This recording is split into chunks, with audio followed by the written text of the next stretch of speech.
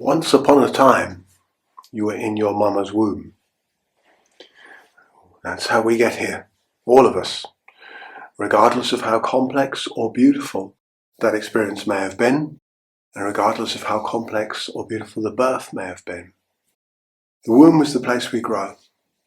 When we're in the womb, we can hear sound all around us, the beat of the heart, dudum, dudum, dudum, mama's heart beating, dudum, dudum, dudum.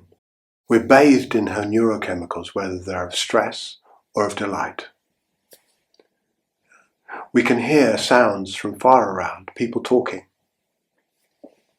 And as an embryo in the womb, we're already dreaming. It's one of the theories is called the theory of proto-consciousness, which explains the preparation of the brain, ready for that brain coming out into the world and engaging through the sense fields into the world, and starting to mold itself according to the experiences that it finds. When you were in the womb as an embryo, you were not breathing. The oxygen got into your body through the umbilical cord, which if you touch your belly button, that's where it went. It came in through here, and it came in through here, through the umbilicus, through the belly button. Now, one of the stories from the yogic world is about the movement of life energy up and down, and how that's very much centered around this center here of the navel. So we're going to breathe like this, and it's very much using your imagination. Imagination is very powerful. Everything begins in imagination. Whatever you have, a mobile phone, a computer, a car, a house, it begins in imagination. We dream things into existence. The dream state and the imagination state are the same thing, the theta state. And we dream everything into existence, whether it's a funky piece of tech, a space rocket, or a drawing on a piece of paper. Whether it's a complex situation of deep distress that we create in our lives, we have to ultimately take some responsibility for that. We're certainly a key player within that. So this kind of imaginary state we go into is very, very powerful. And it's time to really understand that.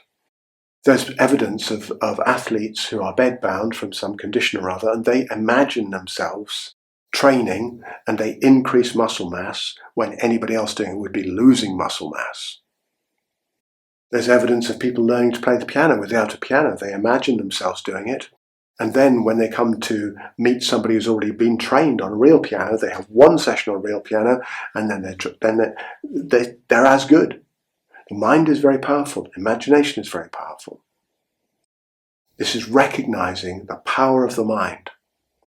And what we're creating here for ourselves is a rewombing. We can go back in and create that soft space again for ourselves to relax and soften into. So you can do this sitting up. You could do it if you prefer lying down, curled up into a little ball. Cover yourself with a blanket. Make yourself nice and dark, and that could be a really nice way of doing it. It's a very simple practice. Close your eyes and breathe in as if you were breathing through the umbilicus into the navel. And on the out breath, you're going to send the energy, imagination, energy, mind feeling, breath feeling down from the navel, back down through to the pelvic floor to curl around underneath the pelvic floor at the back. And at the same time, exactly the same time, you're going to send it from the navel to curl up around the spine to the forehead. So it's like you're coming into the navel and then curling that energy around through to the tail, through to the pelvic floor, and through to the brow at the same time on the out breath. So you're cocooning yourself in an imaginary field of breath and embryonic energy.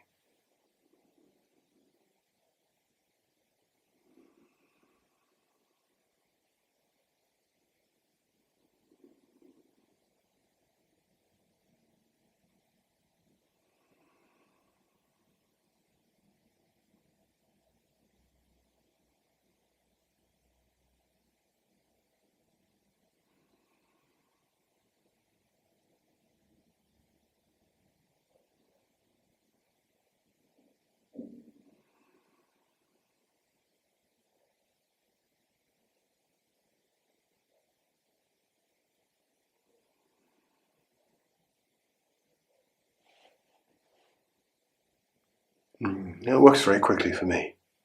I get into a very soft, meditative, deep space extremely quickly with that breath.